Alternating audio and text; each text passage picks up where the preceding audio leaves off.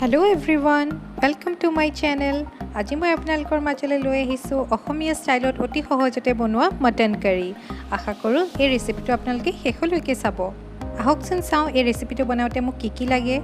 ইয়াৰ বাবে মই লৈছোঁ আধা কেজি খাচী মাংস, 4টা পিঁয়াজ, 20ৰ পৰা 25 ফুটা নহৰু, অকণমান আদা, 2টা কেঁচা জলকীয়া, আলু, 1টা বিলাহী আৰু 2টা তেজপাত।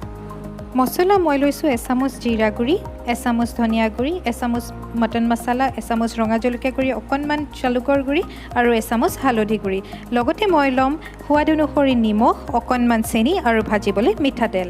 এইবাৰ মই লৈছোঁ 3টা লং, 2টা ইলাইচি, অকণমান ডালচেনি আৰু 6টামান জালুক। মই এই গৰম মছলাখিনিত এবাৰ গৰম পানী দি ঢাকি থৈ দিম। আমাক এইখিনি একেবাৰে শেষত প্ৰয়োজন হ'ব। এইবাৰ মই 3টা পিঁয়াজ, নহৰু, আদা আৰু জলকীয়াখিনি এটা পেষ্ট বনাই ল'ম। 4টাৰে 3টা পিঁয়াজহে মই ইয়াত ব্যৱহাৰ কৰিছোঁ। 1টা পিঁয়াজ মই দীঘল দীঘলকৈ কাটি ল'ম। গেছত এখন কেৰাহী বহাই দিছোঁ আৰু কেৰাহীখন গৰম হোৱাত মই ইয়াত মিঠাতেল যোগ কৰি দিম। তেলখিনি গৰম হোৱাত মই ইয়াত দি দিম এটা শুকান জলকীয়া, তেজপাত কেইখিলা আৰু আধা চামুচ চেনি। চেনিখিনি গলি যোৱাত ইয়াত যোগ কৰি দিম কাটি থোৱা পিঁয়াজটো আৰু এইখিনি মই 2 মিনিট ভাজি ল'ম।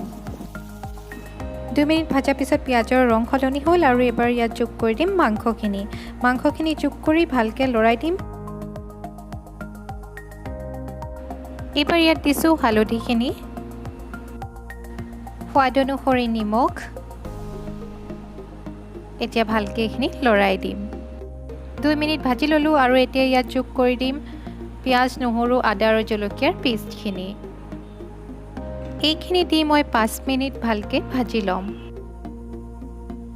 এইবাৰ ইয়াত যোগ কৰি যাম গুড়ি মছলাখিনি, জিৰা গুড়ি, ধনিয়া গুড়ি, মটন মছলা, ৰঙা জলকীয়া গুড়ি।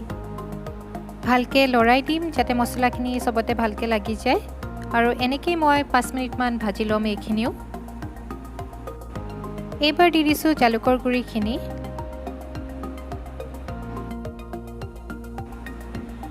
এয়া দিলোঁ মই বিলাহীটো আৰু বিলাহীটো দিয়াৰ পিছত লৰাই দিম আৰু অকণমান সময় ঢাকোন মাৰি থৈ দিম যাতে বিলাহীখিনি গলি যায়।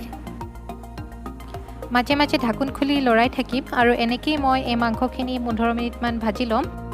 মাংস যিমান ভাজিব খাবলৈ সিমানেই সোৱাদ লাগিব। 15 মিনিটমান ভাজি লোৱাৰ পিছত মই ইয়াত যোগ কৰি দিম আলুখিনি দি মই ভালকৈ লৰাই দিম যাতে মছলাখিনি সমানে আলুটো লাগি যায়।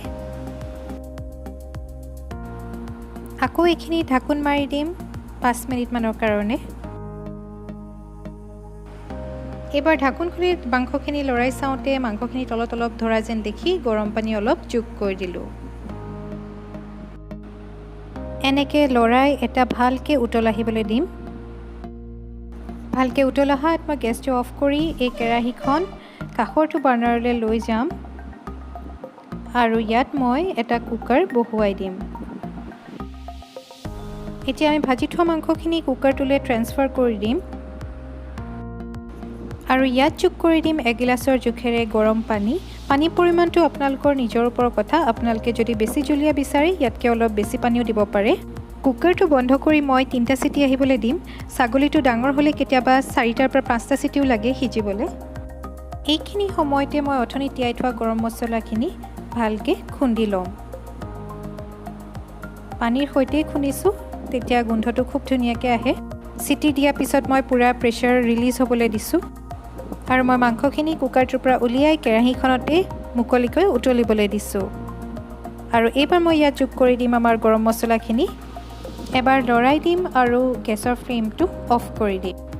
আমাৰ অতি সহজতে বনাব পৰা অসমীয়া ষ্টাইলৰ মটন কাৰী ৰেডি। আজিৰ ভিডিঅ'টো যদি ভাল পালে লাইক, শ্বেয়াৰ আৰু ছাবস্ক্ৰাইব কৰিবলৈ নাপাহৰিব। কাষতে থকা বেল আইকনটো বজাই দিব।